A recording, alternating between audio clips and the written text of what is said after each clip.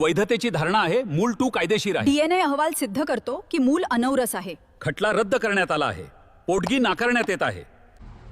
पती पत्नीच्या वादाची केस जेव्हा न्यायालयामध्ये जाते तेव्हा पत्नी ही पतीकडून पोटगी, त्यानंतर संरक्षण, त्यासोबतच जो फायनान्शियल सपोर्ट आहे म्हणजे आर्थिक मदत जी आहे ती मिळावी म्हणून डोमेस्टिक व्हायलन्स ॲक्ट खाली केस दाखल करते, हे आपल्याला माहीत आहे. अशीच एक केस दाखल झालेली होती ज्या केसमध्ये एक मूल जन्मलेलं होतं आणि जे पती होते तर त्यांनी स्पष्टपणे नाकारलं की हे मूल माझं नाही आणि DNA टेस्टची मागणी केली.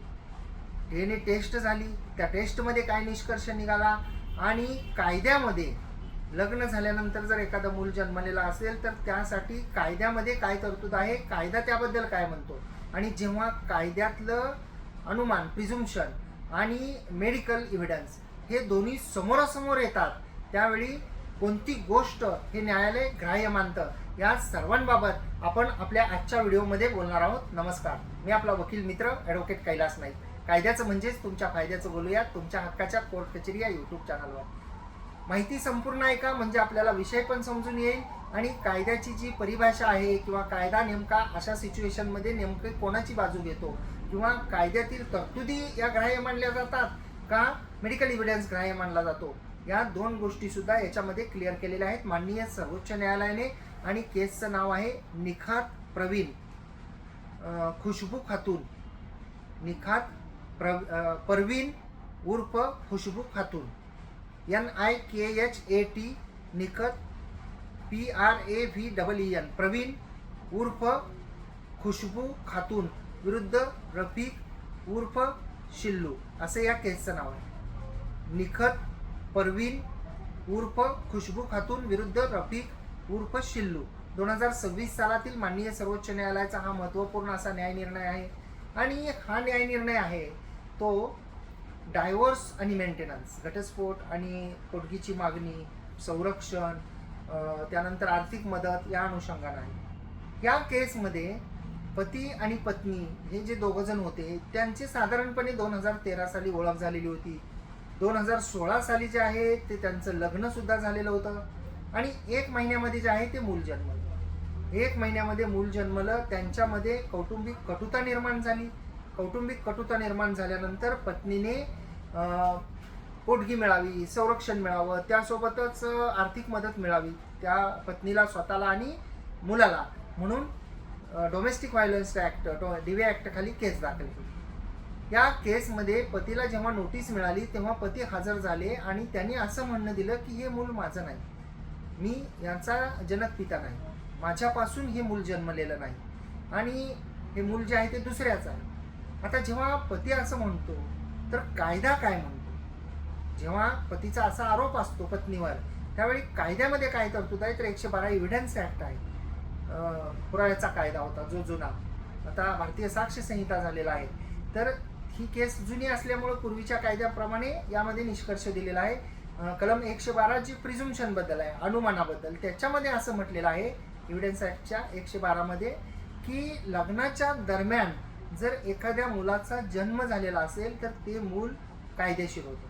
म्हणजे that child be gotten from their legal wedlock असं मानलं जातं. म्हणजे जे त्यांचं जे कायदेशीर लग्न झालेलं आहे त्या लग्न संबंधापासूनच ते मूल जन्मलेलं आहे असं हे प्रिझुम्पशन आहे, असं अनुमान आहे 112 प्रमाणे.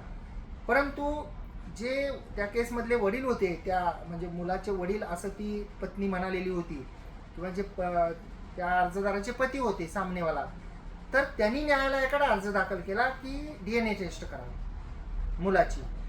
माननीय कोर्टाने पती एवढे अग्रेसिव्ह आहेत, एवढे कॉन्फिडंटली त्यांनी अर्जामध्ये लिहिलेलं आहे असं म्हटल्यानंतर त्यांचा DNA टेस्टचा जो अर्ज होता मुलाची DNA टेस्ट करण्याच्या संदर्भातला तर तो मंजूर केला. DNA टेस्टचा रिपोर्ट आला. त्या रिपोर्टमध्ये ते मूल त्या जे सामनेवाला होते पती त्या महिलेचे तर त्यांच्यापासून जन्मलं असं त्यामध्ये दिसून आलं नाही. म्हणजे ते मूल जे आहे ते त्या पतीपासून जन्मलेलं नसून दुसऱ्या अन्य कोणापासून जे आहे ते जन्मलं असं मांडण्यात आलं. दोघांची DNA टेस्ट जी आहे ती करण्यात आलेली होती. आता इथं प्रश्न असा निर्माण झाला की कायदा जे एव्हिडन्स ॲक्टचं 112 कलम सांगतं की प्रिझुम्पशन आहे की लग्नानंतर दोघांच्या मूल जर जन्मलेलं असेल तर ते कायदेशीर मूल आहे, ते त्या कायदेशीर लग्न संबंधापासून जन्मलं असं मानण्यात यावं असं कायद्यामध्ये लिहिलेलं आहे. आणि दुसऱ्या बाजूला जो पुरावा आहे तो DNA टेस्टच आहे. जी DNA टेस्ट झालेली होती त्याच्यामध्ये मूल त्या वडिलांपासून जे आहे ते जन्मलेलं नाही असा रिपोर्ट आलेला होता. आता जेव्हा अशी सिच्युएशन निर्माण झाली मेहरबान कोर्टापुढं, त्यावेळी त्याच्यामध्ये जे ट्रायल कोर्ट होते त्यांनी DNA टेस्ट जे आहे तो मेडिकल इव्हिडन्स आहे आणि त्यामुळं कलम 112चं प्रिझुम्पशन जे आहे ते रिब्यूट करण्यात आलेलं आहे. म्हणजे ते प्रिझुम्पशन या केसला लागू नाही असं म्हणून जी पोटगीची मागणी आहे ती रद्द केलेली होती. जेव्हा प्रकरण हे माननीय उच्च न्यायालयामध्ये गेलं त्यावेळी माननीय उच्च न्यायालयाने सुद्धा असं म्हटलं की 112चं प्रिझुम्पशन हे DNA टेस्टपर्यंत आहे.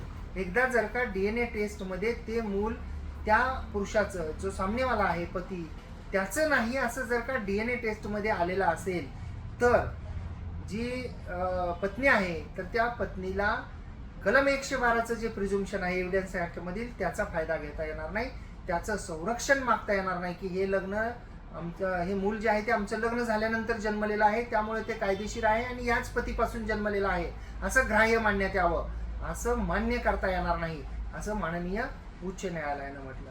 आणि पत्नीचं त्याच्यामध्ये म्हणणं असं होतं की नो ॲक्सेस जो आहे तो सिद्ध केलेला नाही पतीनं. म्हणजे पतीनं नो ॲक्सेस सिद्ध करणं गरजेचं होतं, तो केलेला नाही.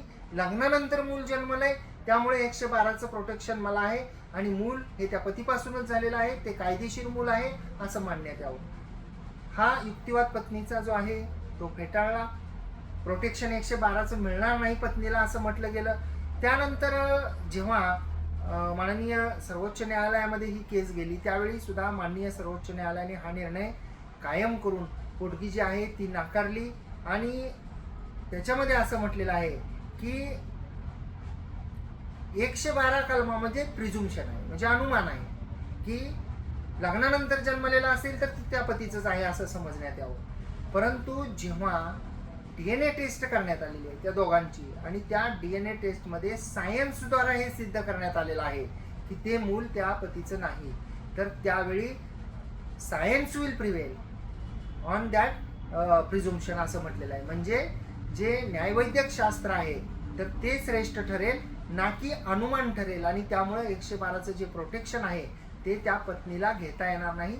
परंतु यासोबतच माननीय कोर्टाने असं सुद्धा म्हटलेलं आहे की जरी मूल हे त्या पतीचं नाही असं जरी म्हटलेलं असलं तरी त्या मुलाची देखभाल वगैरे जी आहे ती करण्यासाठी त्यांनी एक स्वतंत्र असे आदेश केलेले आहेत की जेणेकरून त्या मुलाच्या भविष्याला त्रास होऊ नये, त्याचं शिक्षण पालन पोषण या सगळ्या गोष्टी व्यवस्थित होण्याच्या अनुषंगाने सुद्धा त्या केसमध्ये डायरेक्शन दिलेले आहेत. म्हणजे या ठिकाणी पतीवर पण अन्याय केलेला नाही मूल त्यांचं नसताना आणि त्यासोबतच त्या जन्मलेल्या मुलावर सुद्धा जो आहे तो अन्याय केलेला नाही. परंतु याच्यापासून पती हा वाचलेला आहे की ते मूल त्यांचं आहे आणि त्या मुलासाठी पोटगी द्यावी, त्या मुलासाठी खर्च द्यावा अशी म्हणून जी मागणी होती ती मात्र फेटाळलेली आहे. अपेक्षा करतो की माहिती आपल्याला समजली असेल. जर आपल्याला ही माहिती समजली असल्यास कोर्ट कचेरी या यूट्यूब चॅनलवर आपण हा व्हिडिओ पाहत असल्यास सबस्क्राईब केलेलं नसेल तर सबस्क्राईब करा, बाजूचं बेल आयकॉनचं बटन दाबा म्हणजे व्हिडिओचे नोटिफिकेशन आपल्यापर्यंत येतील. आणि आपण जर फेसबुक इंस्टाग्रामवर व्हिडिओ पाहत असाल आणि अद्याप जर का आपण फॉलो केलेलं नसेल तर फॉलोसुद्धा जरूर करा आणि या माहितीला जास्तीत जास्त शेअर करा म्हणजे ही माहिती सर्वांपर्यंत पोहोचेल. धन्यवाद.